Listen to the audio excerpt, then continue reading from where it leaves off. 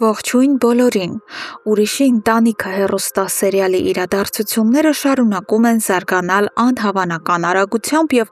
այնպիսի դաժան սցենարով, որ հեռուստադիտողի արյունը պարզապես սառչում է երակներում։ Այսօրվա սերիան հագեցած է և ֆիզիկական վտանգով, և հոգեբանական ծանրագույն մանիպուլյացիաներով, որոնք քանդում են ընտանիքները հենց ներսից։ Սկսենք ամենաառեղծվածային և ահասարսուռ դրվագից։ Լանան, ով գտնվում է Կարենի գերության մեջ, ինչ-որ հրաշքով կարողանում է զանգահարել Մագդային։ Նրանք սկսում են խոսել, թվում է, թե հույսի նշույլ կա, բայց հանկարծ կապը կտրվում է։ Մագդան բնականաբար խուճապահար հետ է զանգում, բայց լսում է մի բոլորովին օտար կնոջ ձայն։ Ինչ է սա նշանակում։ Իրավիճակի վերլուծությունը հուշում է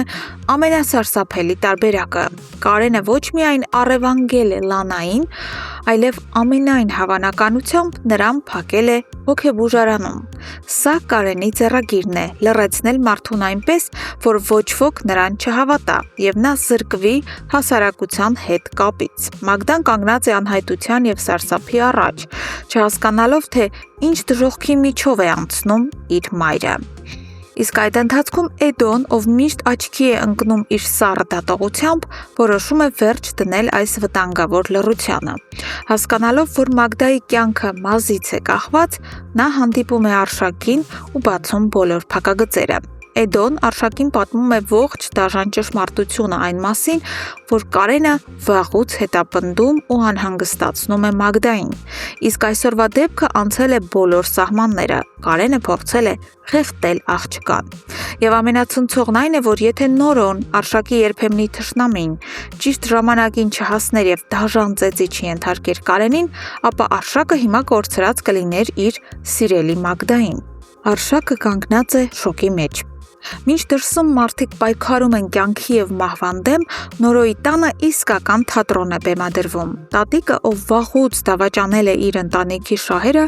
կազմակերպում է իբրև թե պատահական հանդիպում Էլիզի և Բաբկենի միջև։ Բաբկենը որպես հմուտ դերասան խաղում է զղջացող, սխալները հասկացող հոր դերը, և Էլիզը,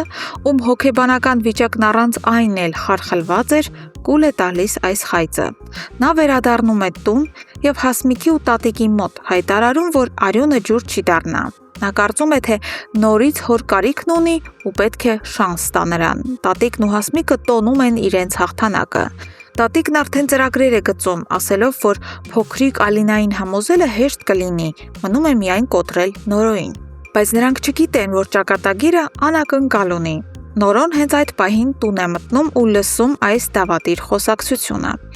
Նա կանգնած է հյուրասենյակի դռան շեմին, ապշած ու հիասթափված, որ իր հարազատները իր մեջքի հետևում կրկին դավեր են հյուսում։ Տատիկն անամոթաբար փորձում է ճնշել նրան, ասելով, թե բոլորը ներել են Բաբկենին, հերթը քոնն է։ Բայց Նորոն ժայռի պես կանգնած է, նրա պատասխանը կտրականապես դեմ է։ Եվ այստեղ Էլիզը դիմում է ամենաստոր մանիպուլյացիային։ Նա հարձակվում է եղբոր վրա, մեղադրելով նրան, որ նա կարողացավ ներել իրենց թշնամի Արշակին, իսկ սեփական հորը ոչ։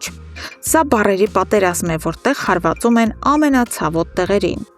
Արդյոք Նորոն կդիմանա այս հոգեբանական ճնշմանը, թե Բաբկենին կհաջողվի մտնել նրանց տուն ու կործանել ամեն ինչ վերջնականապես։ Գրեք ձեր կարծիքը մեկնաբանություններում, բաժանորդագրվեք այս ալիքին և միասին սպասենք հաջորդ զարգացումներին։